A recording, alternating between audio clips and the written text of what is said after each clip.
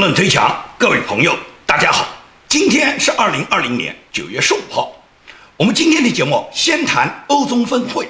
也就是欧洲呢跟中共呢举行了一个欧中的这个峰会。那么峰会上面呢，让大家呢认为呢肯定是要谈一些欧洲和中国共同关心的问题。那么中共呢是派习近平呢亲自参加的。也就是习近平他知道现在受到美国的包围很严重，那么欧洲如果都跟着美国跑的话，中共就过不下去了。所以说习近平呢他表示重视，他亲自参加了这个欧中峰会。那么欧盟的很多领导人呢全部出席了这个会议。在这个会议上面呢，每一个领导人呢，尤其是默克尔呢，都装模作样谈了一些关心香港啦、关心新疆啦、关心中国的人权啦，就这些话他们都提了。但是有没有实际行动呢？什么实际行动也没有。他们对中国就是表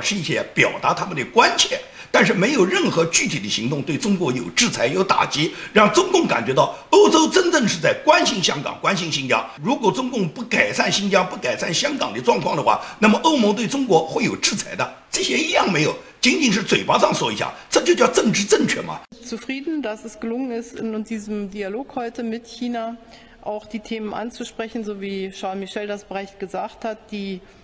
schwierig sind, wo wir nicht von vornherein einer Meinung sind, wie Hongkong, wie dem Umgang mit Minderheiten und die Menschenrechte. Und deshalb war es heute ein guter, ehrlicher, offener Austausch, der fortgesetzt werden sollte.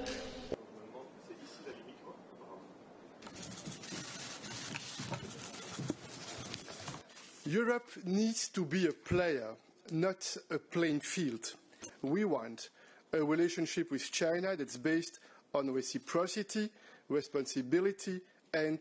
basic fairness. It's a question of rebalancing the asymmetry and a question of openness of our respective markets. So we need China to move on these two issues, and we need it to move if we are to achieve our shared objective of finalizing negotiations this year. So in other words, China has to convince us that it is worth having an investment agreement. 所以说世界的格局呢向这个白左方向发展，向这个社会主义方向发展，也就是讲的特别好听，让你感觉到我关心了，但实际动作一样没有，就没有给香港人民和新疆人民带来具体的能够落实的对他们人权状况能改善的措施，一样没有。那么至于习近平是不是欧洲批评他人权做得不好，习近平就听之任之呢？不是的，习近平仍然强词夺理的。习近平在发言里面也明确就说，中国不接受任何人作为人权的教师爷。因为习近平呢，他表面上还要摆出他一副大国之君的派头，他不能让你们来教训我们什么人权啊，我们的人权好得很，比美国好5倍。这是中共一贯的强调嘛。所以说欧盟呢，这个中欧峰会呢，主要是希望中国能打开市场，跟欧洲呢能有一个平等的地位。因为欧洲跟中国合作了这么几十年 ，WTO 以后，欧盟大量的企业都在中国赚了个盆满钵满。但是他们认为呢，在中国呢不对等，也就是中国给欧洲的条件和欧洲给中国的条件不对等，一向不对等嘛。因为中国在 WTO 里面是把自己打扮成第三世界国家嘛，打扮成不发达国家嘛，所以享受很多发达国家应该给不发达国家给他的各种优惠的待遇。所以中共是享受完了所有的优惠待遇之后，中国呢跟欧洲也好，跟美国就更是这样，是完全是不对等的对待欧洲，对待美国。因此呢，中共呢是占尽了别人的便宜。现在欧洲呢仅仅是从贸易的角度要求中共呢跟他们有这个贸易对等，有这个地位平等，有优惠待遇平等。欧洲的目的还是要在中国头上多争取一些自己的利益，争取自己资本家的利益。至于人权啦，什么新疆啦、西藏啦、香港啦，说说而已啦，说给那些普通老百姓听听，说给那些关心所谓中国人权的那些政治家们听听。对欧洲实际上最重要的，今年给欧洲带来灭顶打击的新冠病毒，他们一句也不提啊。他们到这时候不要找中国清算了吗？你中共现在不是给欧洲造成了巨大的因为新冠病毒的引进，然后导致了欧洲大量的死亡和大量的受伤吗？那么既然是中欧峰会呢，那肯定要跟习近平算账啊。第一个就是要讨伐习近平，让习近平解释一下，你把那么多新冠病毒引到欧洲来，给欧洲造成了那么大量的死亡，那你要给欧洲负什么样的责任呢？所以欧洲呢现在被欧盟主导，而欧盟又被德国的默克尔主导。而默克尔我多次讲过，他就是一个纳粹子孙，他的所有的想法、所有的做法都是迎合共产党、迎合中共的这个专制集团，然后为了维护欧盟跟中共的这个利益关系，他不惜出卖良知。有默克尔这样的人跟中共合作呢，中共呢是非常满意的。为什么这个中欧峰会，习近平他要亲自来参加？他参加的目的就是跟欧洲要套近距离，然后要防止欧洲完全站在美国那一边，然后跟美国一起来剿灭中共。习近平很清楚啊，所以他拉拢欧洲就是这个目的啊。但是这不是欧洲他跟你中国谈一点利益，你中国就拉动得了欧洲的。欧洲是要讲利益，但是欧洲更多的利益要考虑美国，因为欧洲不光在你中国这边有利益吗？跟美国有更多的利益吗？所以说美国现在对中国怎么样做法，就决定了中共未来的走向。美国共和党参议员叫汤姆·科顿，汤姆·科顿呢在本周呢就提出了一项重要的法案，这个法案就是要求废除中国曾经美国给予中国的永久性最惠国待遇的这个贸易地位，而改为呢每年呢1年1评，也就是科顿呢他要重新把它搬回来。过去呢，美国和中国呢一直呢是有贸易最惠国待遇1年1审的这么一个法案的。这个法案呢，从中美建交以后就一直延续的，也就是中美之间所有的贸易最惠国由美国国会1年1审，一直到什么？一直到克林顿。克林顿接任以后，克林顿就极力要改变这个中国最惠国贸易待遇跟人权挂钩的这件事，他要把中国的人权状况跟最惠国贸易待遇呢永久脱钩。这是克林顿和拜登他们两人主导的。按照科顿的报告，科顿还再一次抨击了民主党总统的候选人拜登，因为他说拜登他居然把给中国最惠国贸易待遇视为自己的政绩之一。因为本周呢恰好就是乔拜登和克林顿他们主导给予中国永久最惠国贸易待遇的20周年。因为在20年前，美国就是正式通过了要给中国永久最惠国贸易待遇，并且把对中国的人权审查跟永久最惠国贸易待遇完全脱钩。那么这个决议通过以后，也就变成了过去每年对中国因为人权问题1年1评估的永久最惠国贸易待遇呢，变成了永久给予，而且再也不提人权了。那么再也不提人权之后，克林顿呢就把中国拉进了 WTO， 拉进了 WTO 以后，他们就号召呢全球化，在全球化的过程中，让中国呢是发了财，因为呢中国一下子呢就变成了世界加工厂，全世界那些大量的污染的工厂全部进入了中国，利用中国巨大的劳动力市场，利用中国巨大的人口市场，利用中国巨大的消费能力，一下子呢就把中国呢就养虎为患了，中国呢也就呢壮大了，也就是按照科顿讲，中国就被喂肥了。那么这20年下来，中国因为 WTO 给予中国特别的优惠条件呢，就导致了美国大量的制造业的就业机会全部丧失了。今年的新冠疫情，我们大家是看得最清楚的，也就是大量的美国原来拥有的医药行业，所有的医药产品全部因为把工厂迁到中国以后，然后美国没有这些医疗物资，而美国需要这些医疗物资反而要跟中国进口，中国卡断了美国的这些医疗物资以后，也就变成了美国的伤亡极大的惨重嘛。这已经是无数的事实教育了美国人，他们既损失了大量的劳动力就业的岗位，也损失了医疗物资自己生产的渠道，而被中共通过这个物资对他们的卡断，导致了美国巨大的伤害。所以这种事实放在面前，美国的朝野两党的政治家们都完全意识到，对中国要把过去走偏的东西要把它纠正回来。所以说科顿他现在重新提出要把过去给予中国永久最惠国贸易待遇这个法案呢，把它呢彻底取消，重新对中国提出最惠国贸易待遇的这个议案呢，要1年1审，必须跟人权挂钩。这就是科顿呢要把过去的这个法案呢把它搬回来。那么也就是科顿这个法案一旦通过以后呢，中国又回到过去的配额制，也就是每年都要审查，每年都要审查你的人权状况，你的人权状况达到美国的要求以后才可以给你最惠国待遇，否则呢最惠国待遇就取消。一旦取消的话，中国跟美国之间的贸易上所获得的所有优惠都没有了。所以说科顿这个措施呢才是打中中共的命门，这个措施实际上比中美贸易战，比什么 TPP 都要厉害个100倍。这就看科顿这个议案是不是能够在参议院能够得到多数议员的支持和通过。一旦通过以后，马上就把过去已经走偏的重新搬回来了。因为曾经给过中国的永久最惠国贸易待遇和人权脱钩这个法案，是对中国民主伤害巨大的一个法案，同时也是助长了中共它可以在全球疯狂的掠夺财富，同时对全球不断的渗透，不断的红色扩张，导致了中共今天对美国产生了这么巨大的伤害的一个重要的来源之一。所以说这个法案必须要把它调整过来。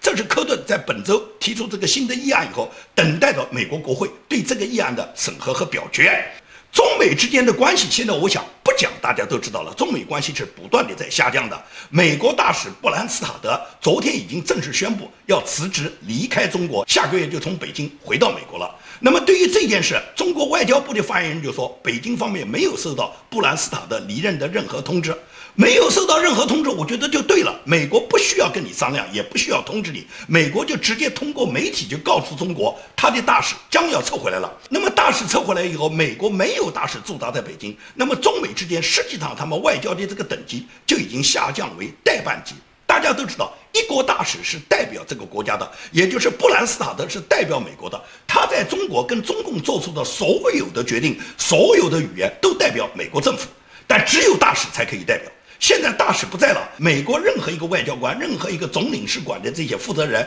他们只可以是代办。所谓代办，就是你有什么事情告诉我以后，我帮你传达给我们的政府以后，我们的政府会通过国务院给你发声明或者给你发文件。也就是实际上中美之间，美国对中国现在已经把它下降成代办级。你中国你就把崔天凯叫回去就是了，人家大使没有了，你也就不设大使是了，这样就把中美之间的关系，外交关系完全把它下降成代办级就是了。至于新的大使任命，可以讲中美之间在外交关系正常的情况下，新的大使的任命，无论美国这次总统是谁当选，都肯定要在新任总统当选之后才会提出驻中国大使的人选，而这个人选得到美国参议院批准，最快也要到明年3、4月份，也就是至少最近这半年，美国是没有一个大使，一个驻华大使在中国履行大使职务的。那么这是至少半年，不过呢也不一定，也可能会快。快的话呢，那边也就是美国的大使直接派到台湾去了，根本不需要派到你中国，直接派到中华民国，这种可能性我觉得也有的。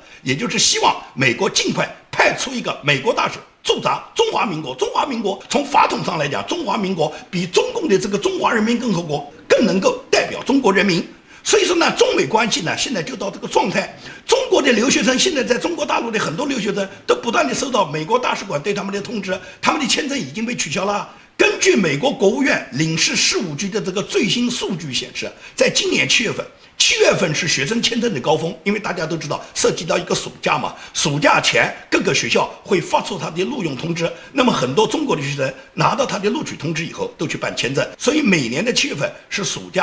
期办理美国学生签证的高峰。那么今年7月份，美国的领事馆一共批掉了多少个中国学生的签证呢？根据美国国务院领事事务局的统计，美国驻中国北京大使馆、驻上海总领事馆、驻广州总领事馆，所有的驻华的这些领事馆和大使馆的这个签证单位，他们发出的中国大陆学生赴美国的学生签证一共发出了4张，那么所有的批准呢，一共批准了145张，另外呢141张呢都是续签。这141个人呢，基本上人目前来讲都在美国，都是属于学习延续期间，也就是他们本人，比方说2年级、3年级还没有毕业，所以说这141张签证呢，美国给予一个续签，新签的签证只有4张，这是今年，一共今年7月份就批了4个新的签证，而去年7月份批多少？去年7月份批了2万多张。所以你对比去年和今年这个2万多张和4张的这个比例，你就知道美国现在对中国是个什么态度。也就是美国现在不会说你们中国的学生呢，我们完全卡住不让你们来，因为讲这个话以后呢，就变成了中美之间现在整个这个学生交流呢就完全停止了，而且中共呢也会在这个问题上面拿出来做文章。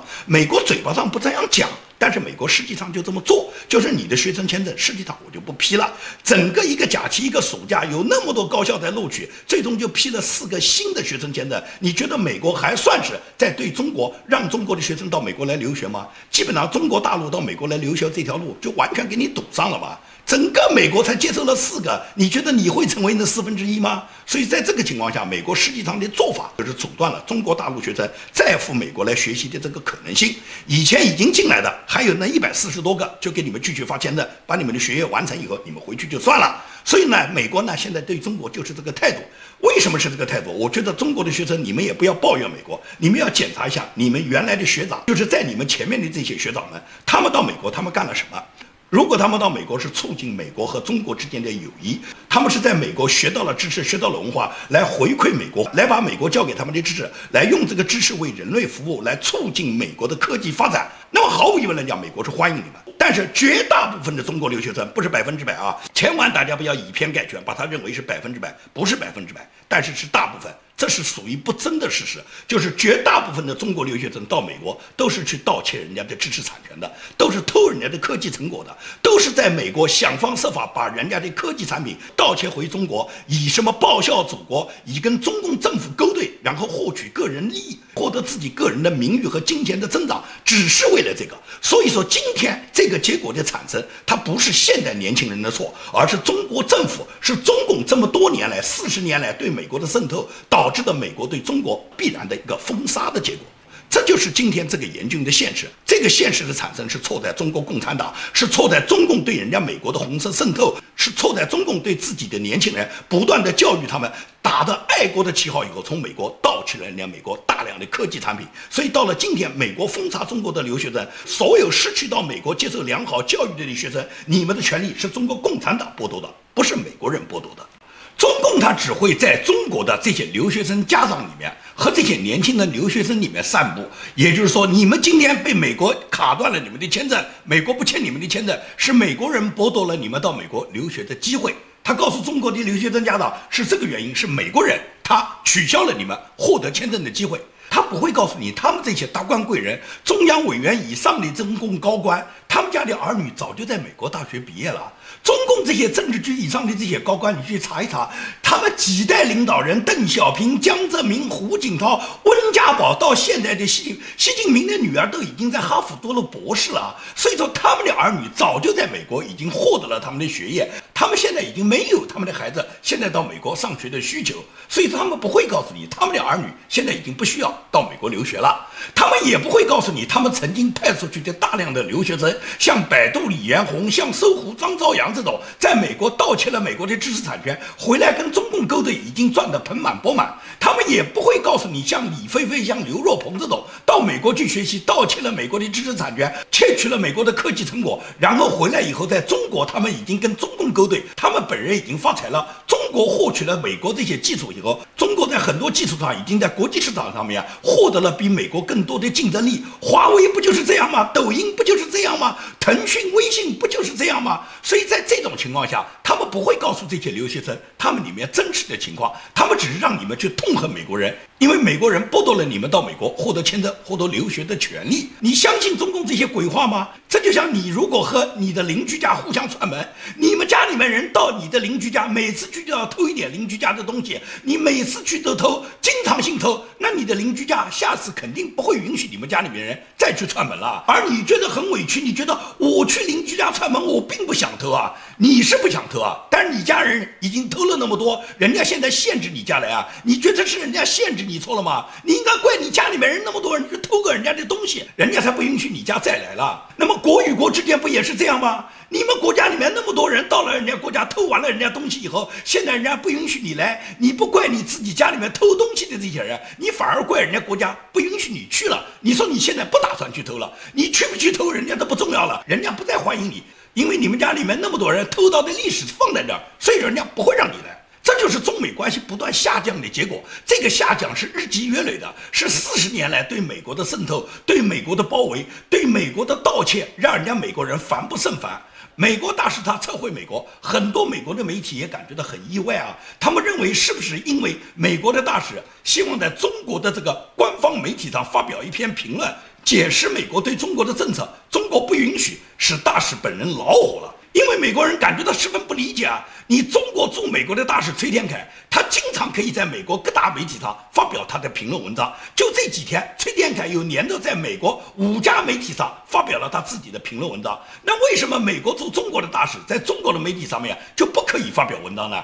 是不是因为这个事，然后布兰斯塔特他就很生气，最终他就做出了辞职的决定呢？所以说，福克斯新闻台他就为这个问题专门采访过蓬佩奥。蓬佩奥就说，我个人认为呢，这个布兰斯塔特的辞职呢，跟中国给不给登这篇文章呢，没有太多关系。但是通过这件事可以反映出中共他对待美国是一个什么态度，这种不对等的新闻态度大家就看明白了。美国驻中国的大使在中国的媒体上要发表一篇文章都是做不到的，但是你中国驻美国的大使崔天凯，你可以任意在美国的媒体上发表你的视频，发表你的讲话，发表你的评论，这就是中美之间的言论不对等嘛。当然了，蓬佩奥他是盛赞布兰斯塔德在这几年担任美国驻中国大使期间忍辱负重，因为这几年是中美之间关系最恶劣的几年，也就是这个大使他执行的和他自己所有的前任美国驻中国大使都不一样的一些任务。因此呢，蓬佩奥他是非常感激布兰斯塔德为美国国家做出的贡献。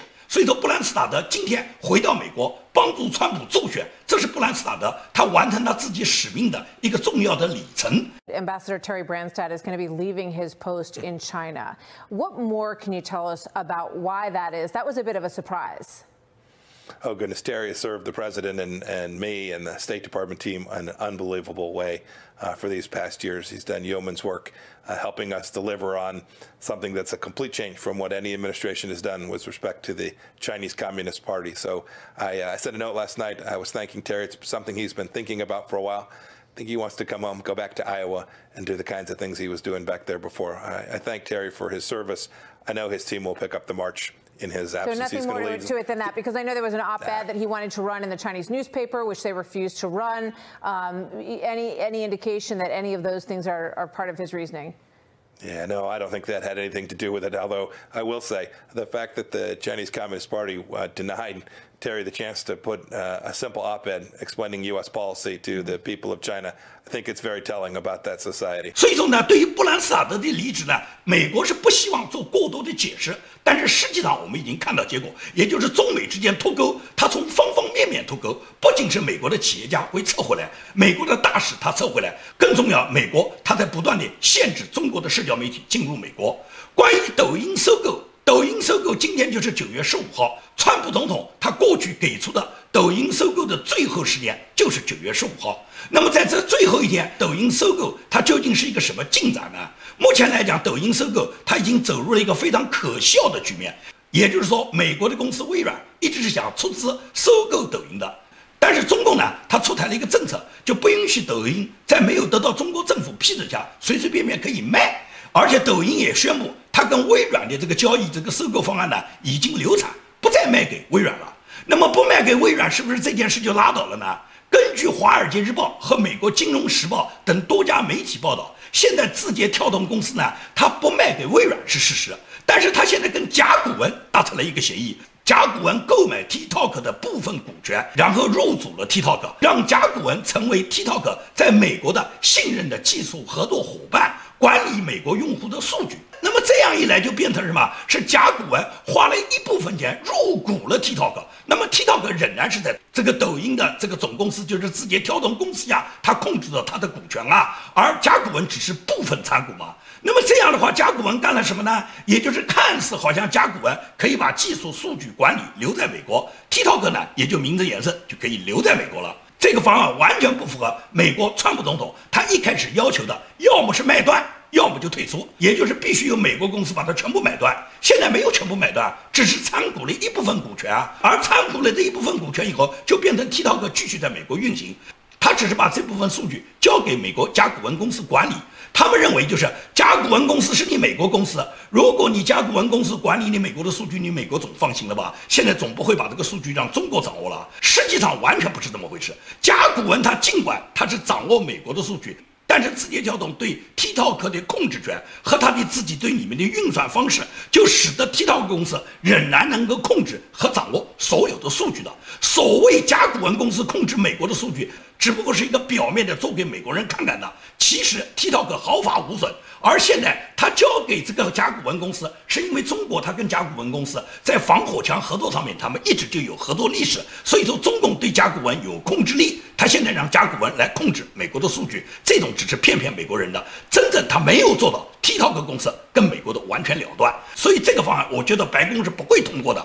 美国财政部努姆金部长他讲财政部正在审核这个方案，我相信美国应该通不过这个方案。这种方案到了9月15号，如果没有根本卖断的话，那就应该退市。川普总统原来就是这么讲的。现在字节跳动搞出这个甲骨文参股一部分，然后由甲骨文来控制美国数据的方案，我觉得完全和当初川普总统要禁掉抖音，它完全是不一样的规则。那么最终这件事情会是一个什么结果？我们还需要根据这个事情最终的发展，然后再来做它的评论。因为中国人总是耍小聪明的，可以讲专制国家它总是有它专制的思维，它总是有它专制的方式，包括你看白俄罗斯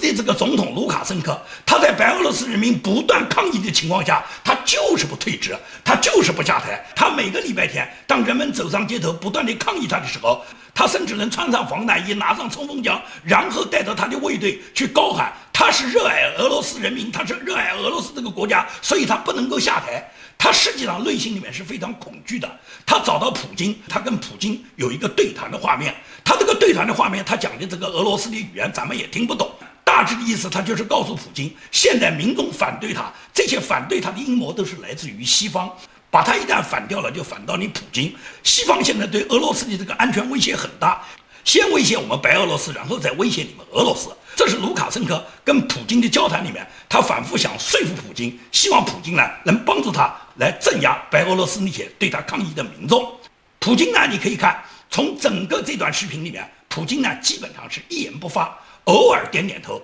但是普京的肢体语言很多，普京的两个脚在不断的动。Урок, один из уроков нынешней ситуации в Беларуси вы увидели. Ну зачем брязгать гусеницами у границ союзного государства Беларуси? Зачем? Сложный период, ну потерпите. Нет, 15 километров от границ выбросили недавно батальон натовский. 15 километров в Литве, по Браде. Зачем это делать? Поэтому нам надо не допустить ошибок Великой Отечественной войны, когда все утихомировали всех, что провокации не допустить, войны не будет и прочее, и мы оказались как у разбитого корыта. Армия была, Красная армия, Советская армия, а прошли Беларусь, даже практически не успели собраться и сопротивляться. 你看普京的那副态度，对卢卡申科，我看就叫不屑一顾，他根本就不会听从你卢卡申科讲的。你的人民反对你是你，跟我有什么关系？你的人民要你下台，你说你热爱你的人民，你热爱你的国家，要你的人民相信呢。至于要俄罗斯出兵来帮助你去镇压，普京至少目前没有这个想法。所以说卢卡申科呢，他不过是在这个关键时候向独裁者去求助，希望呢普京呢能帮助他镇压他的民众，然后继续他在白俄罗斯继续独裁的道路。但是卢卡申科这个目的是肯定达不到的。好，我们谈最后一个话题，也就是国民党。国民党呢，他一心一意呢要想参加中共召开的这个海峡两岸会议。所谓海峡两岸会议呢，中共呢是2009年开始首次召开的，到现在呢已经走过了12个年头。那么中共呢这次仍然邀请了台湾，尤其是邀请国民党组团来参加。那么国民党呢一度呢是希望去参加的，虽然政府是完全反对，而且台湾的陆委会是明确警告国民党，如果你参加这个海峡两岸会议，有可能会违反台湾的国安法。所以说政府是反对国民党组团参加共产党召开的这个两岸的海峡会议的。那么国民党呢就组成了以前行政院长王金平为首的这个准备赴大陆参访的这个海峡代表团。那么这个海峡代表团在要去的这个过程中呢，中共央视的一个女主持人叫李红，李红呢她发表了一个评论，她说是呢王金平是民进党当局的信使，要过来传话海峡两岸经济合作架构的协议呢不要中断。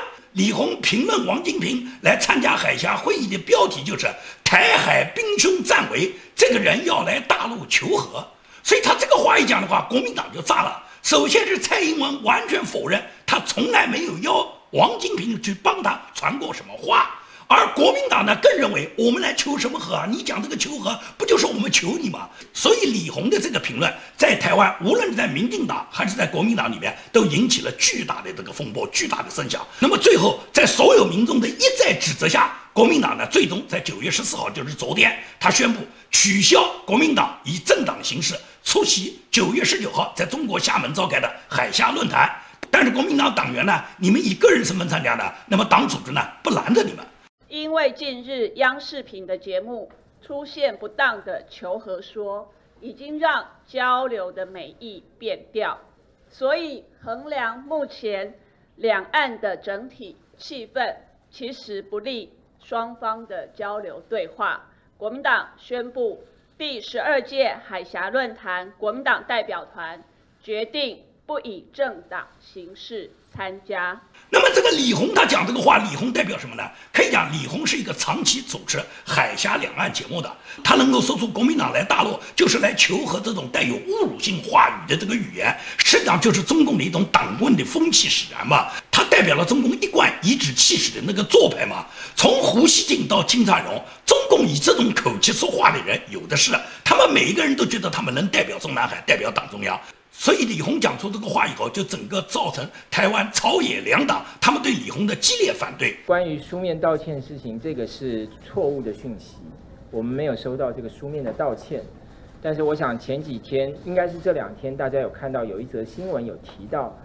他有一个澄清的说法。台湾的民心非常的脆弱，因为两岸长期的紧张哦。我其实有一句话说，这个7年之病不能求3年之爱哦。那这种长期以来的这种微妙的关心跟脆弱的心理，所以很显然看起来台湾社会对这个新的说法还没有办法完全的释怀，这才是我们最后改变决定的这个原因。那么后来李鸿又出来去解释了，他个人做一个解释说，我讲的求和是追求和平，不是来你们求饶的意思。然后他又一再辩解，这个话是代表他个人。在中国就是随你多高地位的人，你一旦讲话出了问题，你只能代表你个人，你不能代表组织，不能代表上级。一旦有什么问题追责，你这个人就像一条赖皮狗一样的，谢幕就杀了驴。李鸿必然是这么一个结果，也就是李鸿这次讲的话绝对是惹祸了。中共本来是希望通过这个海峡两岸会议，由汪洋亲自出席以后，能拉拢一下国民党，然后给国民党打气，然后去对抗民进党，在台湾制造各种威胁，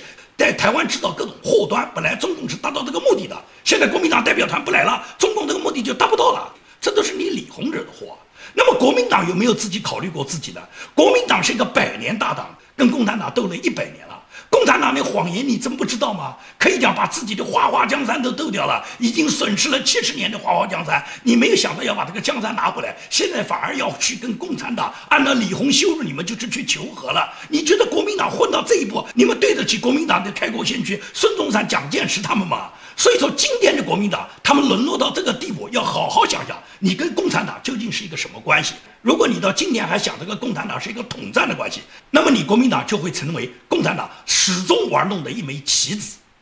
好，今天的节目就跟大家做到这里，谢谢大家。